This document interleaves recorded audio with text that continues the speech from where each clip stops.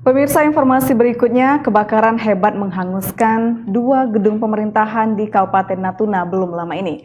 Sempat membuat warga sekitar kompleks tersebut ricuh dan proses pemadaman api membuat petugas damkar sempat kesulitan untuk menjinakkan api yang menghanguskan gedung tersebut.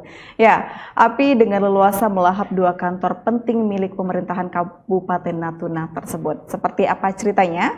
Saat ini kami sudah tersambung bersama Kasih Penanggulangan Bencana Dinas Pemadam Kebakaran Kabupaten Natuna, Bung Elkadar Lismana. Selamat sore, Pak Elkadar. Selamat sore. Baik, terima kasih sebelumnya sore hari ini sudah berkesempatan untuk bergabung bersama kami. Baik, Bung, bagaimana kondisi terkini pasca terbakarnya dua gedung di pemerintahan Kabupaten Natuna? Alhamdulillah kondisi saat ini sudah kondusif, di mana dua instansi tersebut sudah diarahkan oleh pimpinan untuk berkantor di gedung-gedung yang masih kosong yang bisa ditempati. Proses pekerjaan di sana berjalan dengan baik ya? Ya, proses untuk operasi kemarin berjalan dengan lancar.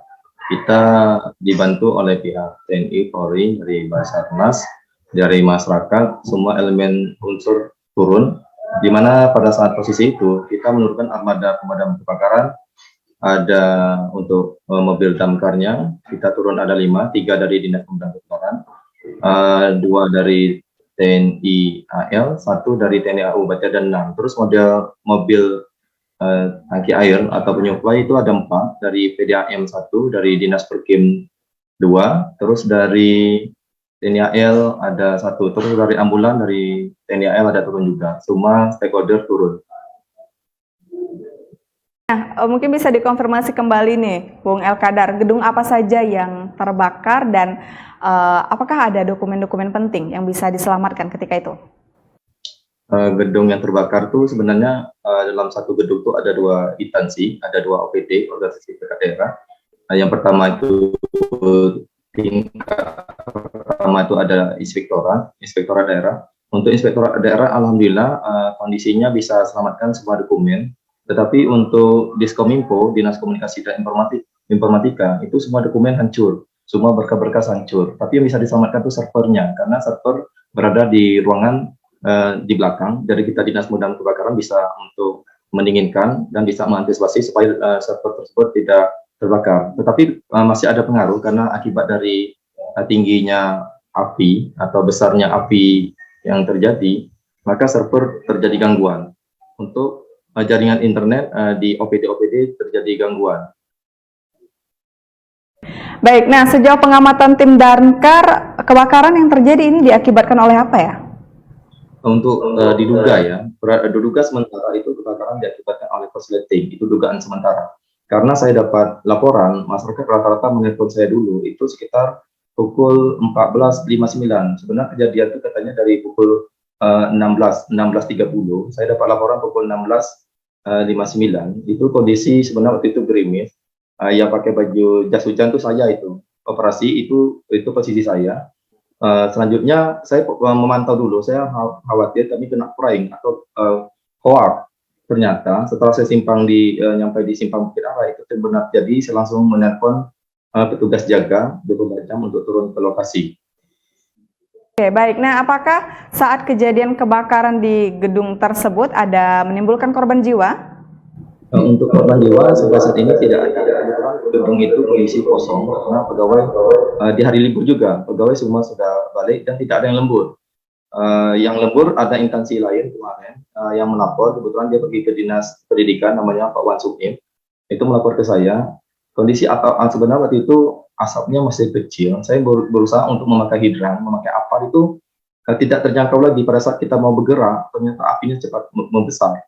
Jelang 1 detik, 2 detik saja, karena mungkin plafonnya terbuat dari gipsun, terus di dalamnya tidak ada detektor alarm dan tidak ada sprinkler untuk mendeteksi, untuk memadamkan kebakaran sementara, itu tidak ada. Jadi kondisi bangunan kosong, terus nggak ada juga petugas yang untuk piket jaga di bangunan tersebut.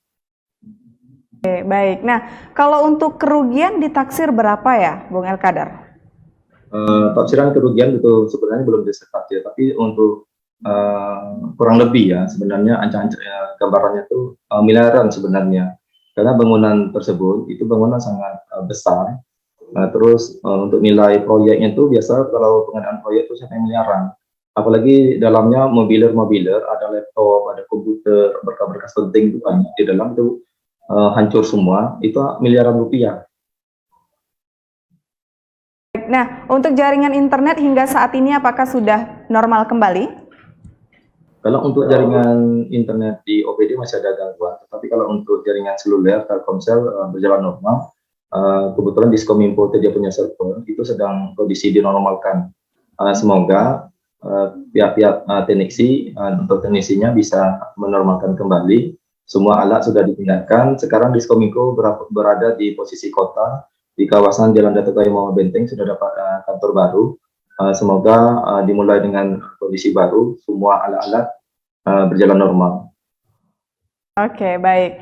Nah, sepanjang tahun 2021 ini, kasus kebakaran yang ditangani oleh Dinas Kebakaran di Natuna ada berapa banyak ya, Bung?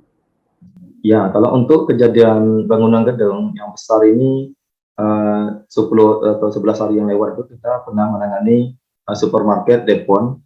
Itu titik kebakarannya diindikasikan, diduga itu dari lantai bawah karena barangnya menumpuk sampai ke tangga sehingga merambat sampai ke lantai atas. Terus kita bisa mengamankan bangunan sebelahnya. Selanjutnya kebakaran terbesar kedua ini untuk tahun 2021 ini di Dinas Kominfo dan Inspektorat. Kebakaran yang banyak kita tangani rata-rata kebakaran hutan dan lahan. Baik, terakhir Bung Elkadar, mungkin ada imbauannya untuk masyarakat Natuna dan sekitarnya, silakan. Baik, kita mohon kepada masyarakat untuk tetap siaga, waspada, dan selalu menyediakan alat pemadam api ringan atau APAR. Terus untuk bangunan gedung, untuk supermarket, untuk swalayan, mohon mematuhi aturan-aturan SOP, standar operasi prosedur, tentang sprinkler, atau APAR, atau alarm detektor, supaya pada saat kejadian kebakaran, itu meminimalisir ke dampak yang lebih besar lagi. Karena kita tidak tahu kejadian kebakaran itu banyak kan diakibatkan oleh korsleting listrik. Terus untuk colokan-colokan listrik mungkin jangan menumpuk. Terus harus memiliki juga stabilizer untuk stabilkan, untuk mendinginkan kondisi listrik supaya tidak terjadi korsleting.